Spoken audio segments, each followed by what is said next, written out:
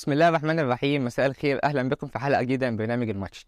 اليوم الاثنين وكالعاده هنكون مع حضراتكم لمده ساعتين، وهنتابع كل ما حدث ويحدث وسيحدث رياضيا داخل مصر وخارج مصر، والبدايه من داخل النادي الاهلي. والمدير الفني ريكاردو سواريز يصل الى القاهره بعد يومين لبدء مهمته بعد مباراه الفريق مع نادي سموحه. اما نادي الزمالك فالفريق اختتم استعداداته مساء امس لمواجهه نادي سيراميكا كليوباترا في المباراه التي تجمع الفريقين على استاد برج العرب، في المباراة التي يسعى أيضا خلالها نادي سيراميكا للعودة للانتصارات مرة أخرى بعد غياب طويل. ده جوه مصر. أما خارج مصر وتحديدا في السعودية فالنادي الأهلي السعودي يهبط ولأول مرة في تاريخه من الدوري السعودي الممتاز إلى الدرجة الأدنى في مفاجأة هي الأكبر في كرة القدم السعودية. تفاصيل كتيرة جدا في الماتش، في حلقة هينورني ويشرفني فيها الكابتن عماد متعب نجم النادي الأهلي السابق، وحديث مطول عن كل ما حدث رياضيا جوه مصر وخارج مصر. يلا بينا نبدأ الماتش.